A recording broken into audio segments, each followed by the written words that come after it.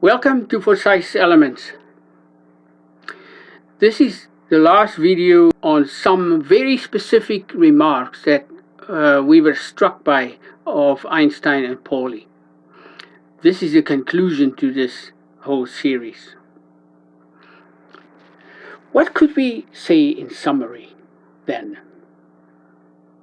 Well, in our first video of our Einstein series, we posited a simple rule. And it is this. It says, there exists no exterior perceiving forming references for this principled, self-forming, self-perceiving discovery. Or, stated differently, the impossibility of the discovery of the simplest assumption, world postulates, from the known. We determined, in addition with our professors, that this internal forming and projective psychology, its free individual invention and discovery, possesses the capacity of overcoming at different times the psychological boundaries and limits to our knowledge and its attainment. Think about that. What is more, this projective internal psychology is separated from what is known, that is, from empirical and from all structures, our theoretical structures. Hence, we may say that the insight to the most simple assumptions of this governing magnitude that is of a world postulate, which addresses the function and the operation of the whole universe through the most simple, are entirely exempt from all connections with a corporeal, sensible, or material, mechanical natures. That is to say, is separate from all of the senses and our opinions, is separate from experience, very important, and separated from structured empirical knowledge.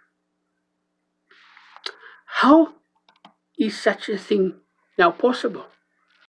In our last video, we have seen that Einstein said that there's nothing that can be learned to prepare a thinker for this kind of thing, that there are no methods. His whole inquiry is a preparation. It prepares the soul in his study, the thinker. It prepares him to be self-aware, and it prepares him for this summit. All these things given previously in our videos, what can we now say? The theoretical scaffolds that we build on the basis of our simple assumptions possesses internal psychological boundaries and limits in their sphere of governance. These limitations are inherent within our theories. They never are complete and are essentially formed and self-created psychological limits of human nature at any given time. Every self-formed simple assumption, simplicity, possesses in its sphere of governance and its discovery only a certain particular bounded validity in its future forming knowledge. There will always be something new at a future time. In the fourth instance, as we may have seen, this magnitude of unification and governance of simple assumptions is internally formed from within dimensions unrelated and separate from all sensible things. The limits and boundaries are not imposed by external nature or of, we dare say, the simplicity of formalisms or of sense and matter. The theoretical structures, the scaffolds that we build, therefore possesses internal psychological boundaries and limits in their sphere of governance.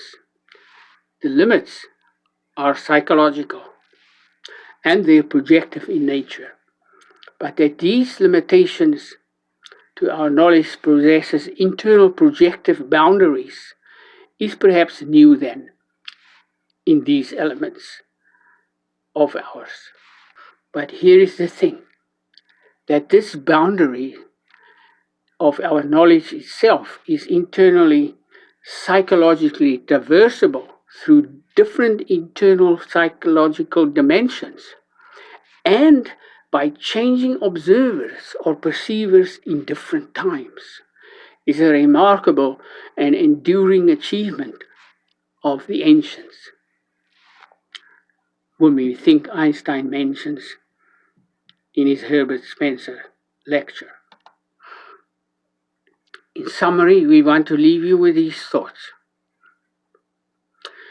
We think that this method, a contemplative practice, and its individual attainment, this fourth method, is a lost kind of a knowledge to modern psychology.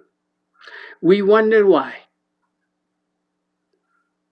Well, who, may we ask, is the principled nature who possesses the capability of moving the internal and external boundaries and limits to our knowledge through time?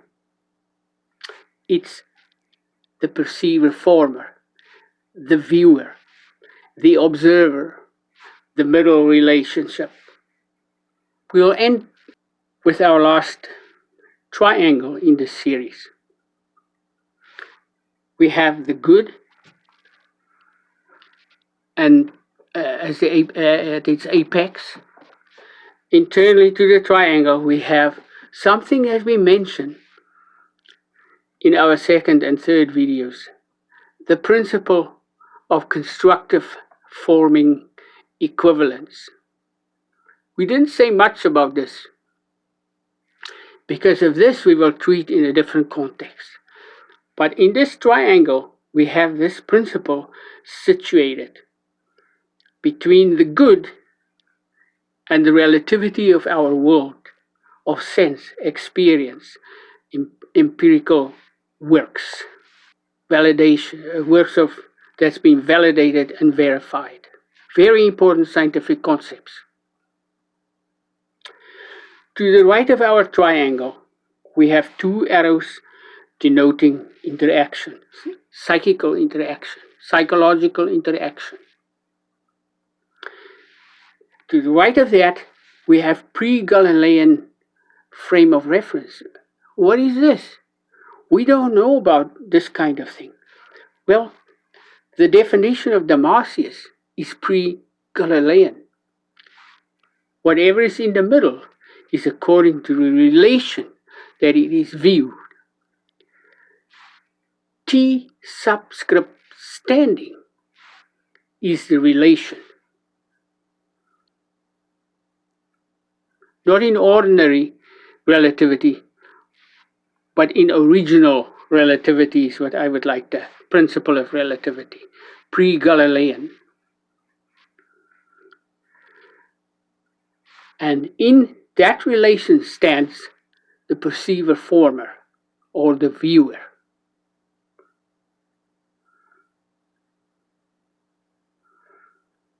This concludes our whole series, and we hope you had fun. If you have questions, we always have communication going in our description.